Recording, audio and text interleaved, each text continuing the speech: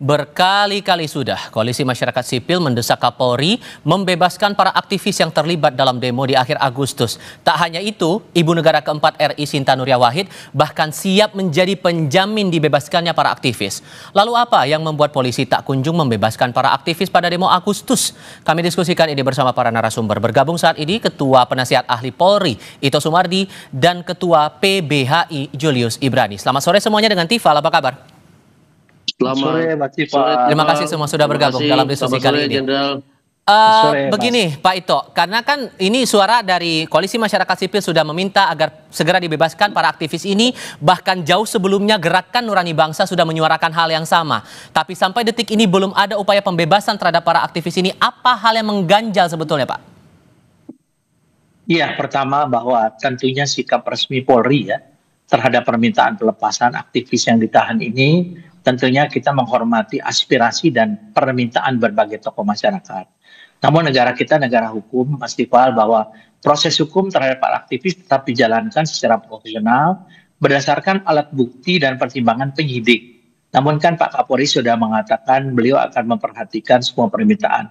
Tentunya penangguhan penahanan ini pun juga ada persyaratan-persyaratan yang harus dipenuhi terlebih dahulu. Tanpa ada alat bukti ataupun keyakinan penyidik bahwa ada bukti pidana terkait dengan masalah yang dilakukan para aktivis tersebut, tentunya penyidik juga tidak berani mengambil satu resiko ya untuk melakukan penahanan. Karena kan itu bisa saja dilakukan misalnya pra-peradilan dan lain sebagainya. Dan ini akan sangat menentukan bagaimana kredibilitas penyidik.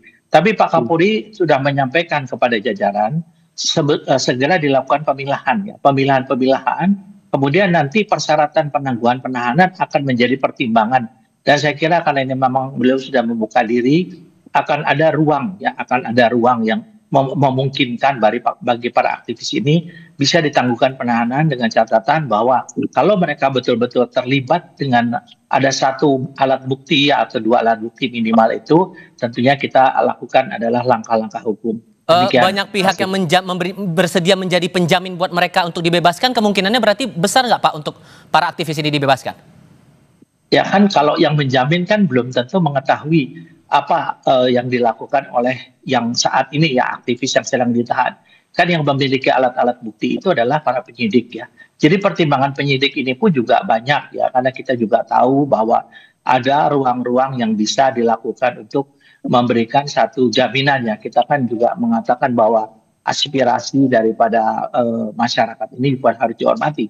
Ini kan adalah aspirasi demokratis ya, dan juga polisi saat ini sedang berupaya untuk berbenah. Saya kira masih banyak kesempatan ataupun ruang-ruang yang bisa dilakukan dengan catatan tadi Mas Iqbal, bahwa proses hukum tentu harus berlaku terus, berjalan terus ya. Soal nanti bagaimana hasilnya itu kan kita juga bagian daripada criminal justice system.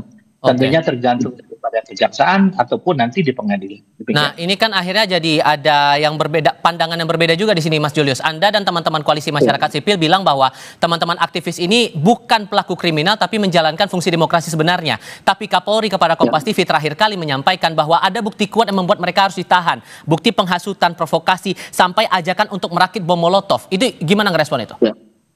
Ya, jadi begini, Tifal. Saya ada dua hal yang ingin saya sampaikan gitu ya. Ini juga pesan saya langsung kepada Jenderal Ito yang terhormat. Jadi di lapangan, saya sendiri ada di TKP ketika itu, kami melihat ada kelemahan dalam strategi intelijen teman-teman polisi dan juga strategi yang namanya selektif konsep gitu ya. Jadi di lapangan kami melihat ada 4 kelompok yang berbeda, di mana 2 kelompok itu adalah seorang yang bertubuh kekar dan itu bukan sipil biasa, dan kelompok yang kedua adalah kelompok yang memang untuk melancarkan serangan kepada aparat, merusak dan segala macam. Sementara kelompok kami, kelompok ketiga adalah kelompok aktivis HAM bersama korban-korban yang memang menuntut penegakan dan pemenuhan hak asasi manusia. Kelompok keempat adalah masyarakat lepas, masyarakat umum yang peduli terhadap kondisi dan dia ikut berdemonstrasi. Nah, pada saat terjadi kericuhan, pengerusakan, penghasutan, pembakaran dan segala macam itu ada di kelompok 1 dan kelompok 2. Dan kami jelas lihat di situ. Nah, ketika dikatakan ada dugaan tindak pidana penghasutan yang menyebabkan pengerusakan, kericuhan dan segala macamnya, Maka kami melihat di fakta lapangan adalah kelompok pertama dan kedua. Itu yang pertama. Oke. Yang kedua, untuk nama-nama teman-teman yang kami dampingi, begitu ya, memang latar belakangnya adalah aktivis pro-demokrasi, aktivis HAM, dari latar belakang NGO, aktivis mahasiswa dan yang lain. Dari pemeriksaan demi pemeriksaan, kami tidak melihat adanya korelasi dan relevansi yang langsung antara alat bukti yang digunakan dengan unsur-unsur dari dugaan tindak pidana penghacuran dan kericuhan. Nah, jadi ini tidak terang benderang. Sehingga kalau itulah saya potong di sini. Saya potong. Karena kalau melihat tuntutan dari teman-teman koalisi masyarakat sipil bahwa pembebasan ini harus dilakukan terhadap para aktivis, apakah ini jadi bagian indikator bahwa teman-teman melihat polisi memang benar-benar berbenah, benar-benar berubah kalau aktivis dibebaskan? Itu pasti Tifal. Jadi gagasan kita, usulan kita, dorongan kita untuk membebaskan para aktivis ini ada dasarnya. Tadi substansi, yang kedua saya mau katakan begini. Hari ini kita mendapatkan informasi bahwa Polda Jawa Timur mengembalikan buku-buku yang tadinya disita dan dikatakan terkait dengan dugaan tindak pidana. Ini satu titik cerah, Tifal.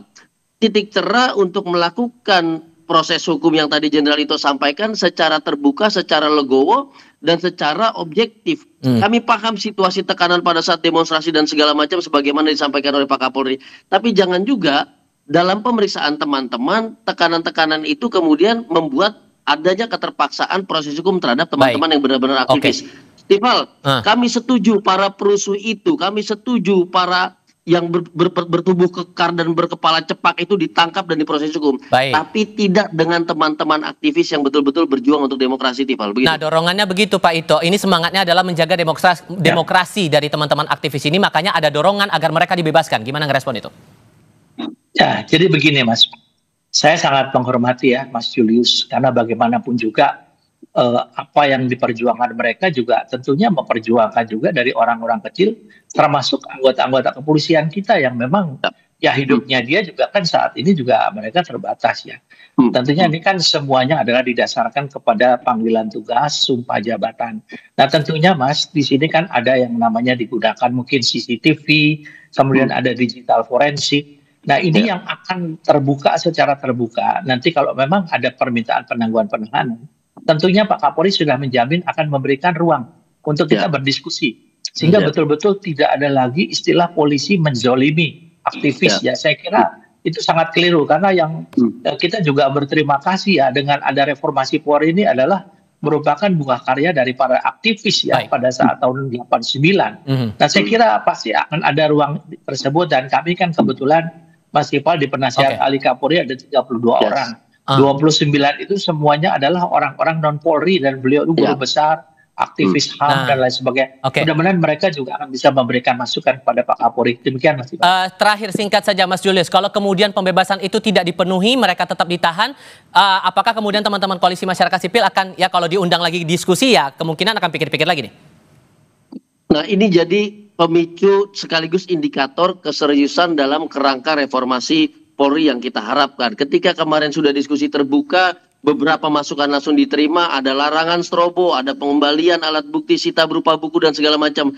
Jadi indikator pembebasan ini bentuk komitmen yang kuat Polri dan sekaligus mengembalikan kepercayaan masyarakat termasuk aktivis kepada Polri 100% Mas Tifal. Itu jaminannya. Baik, Mas Julius, Pak Ito, terima kasih banyak sudah berdiskusi bersama kami. Sehat selalu semuanya. Selamat sore.